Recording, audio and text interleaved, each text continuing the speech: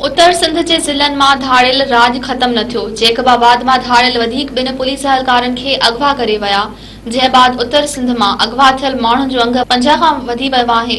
उत्तर सिंध जे ज़िलनि शिकारपुर, जेकबाबाद, कशमोर, कंधकोट ऐं घोटकी ज़िले में बदअमनी जी बाहि भड़की रही आहे। माण्हुनि जे अगवाउनि ऐं फुरनि जूं वारदातूं मामूल बणिजी वयूं आहिनि। जेकबाबाद जे मौलादा थाणे जी हद ख़ालिद नवाज़ पुलिस चौकी वटां मिठल शाह गैंग जा धाड़ियल ॿिनि पुलिस अहलकारनि नूरुद्दीन भट्टी ऐं शम्स खोसे खे अगवा करे विया आहिनि। धाड़ियलनि ॿिन्ही अहलकारनि खे अगवा करण बाद वीडियो सोशल मीडिया ते वायरल करे छॾी आहे, जंहिं में हिननि धमकी ॾिनी आहे त जेकॾहिं जखराणी बिरादरी जे गिरफ़्तार कयल औरतुनि खे आज़ाद न कयो वियो त हू अगवा कयल अहलकारनि खे क़त्ल करे छॾींदा।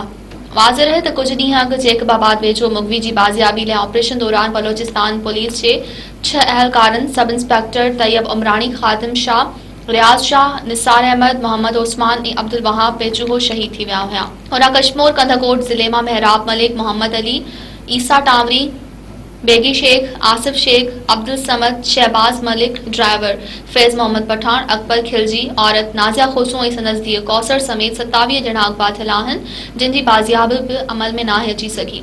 घोटकी मां बि गुज़िरियल ॾींहुं अगवा थी वियल इमदाद बंगवार, कादरपुर वासी नीगर इशफाक भयो, डहरकी वासी सनाउल्ला बुरड़ो ऐं ग़ालिब बुरड़ो समेत 20 खां वधीक माण्हू अगवा थियल आहिनि।